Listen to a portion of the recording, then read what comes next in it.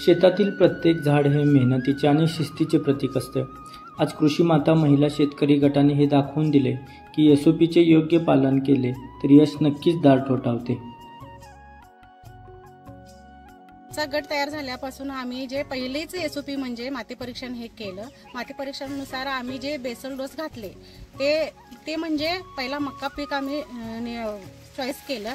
मका पिकामध्ये जे 2 ओळीतील अंतर आणि बेसल डोस हे कसं घालायचं हे आम्हाला माहिती नव्हतं। शेती शाळेकडून आम्हाला माहिती झालं। वेळेवर केलेली पेरणी, अचूक पाणी व्यवस्थापन, समतोल खतांचा वापर आणि योग्य कीड नियंत्रण या प्रत्येक टप्प्यावर त्यांनी एसओपींचे काटेकोर पालन केले।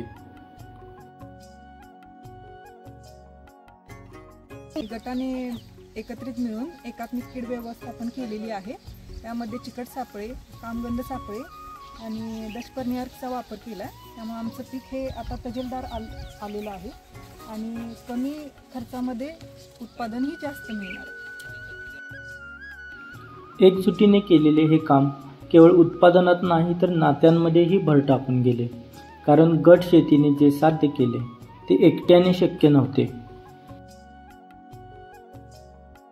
पहिल्यापासून माती परीक्षणापासून ज्या सर्व एसओपी आहेत त्या आम्ही सगळे एकत्रित हिरजिकने केल्या आणि भांगलन तण नियंत्रण पण आम्ही सगळ्या महिला एकत्र येऊन तण नियंत्रण करायला म्हणजे खुरपणी केली आणि ते भांगलणीमुळे उत्पादन पण चांगलं आहे। यावर्षी पण उत्पादन चांगलं आहे।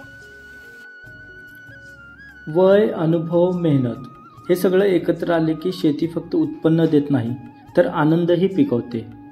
मी ह्या गटात आल्यामुळे मला आनंद झाला आणि शेती कशी करायची आधीपासून माहिती असल्यामुळं मी काय केलं, गवत काटणे, खुरपून सगळं बायकाशनी सगळ्या गोळा करून घेणे, महिलाशनी मी जीव लावला, मला तिने जीव लावला, मला त्यांची मैत्री झाली म्हणून मी शेतीमध्ये भाग घेतला यांच्याबरोबर।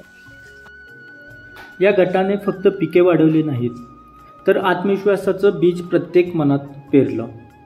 पहिला कधी शेतामध्ये गेलीच नाही, मग गटची अंमलबजावणी केल्यामुळे मका हे मागच्या वेळीपेक्षा आता आमचे मका पीक हे मागच्यापेक्षा जास्त निघतील।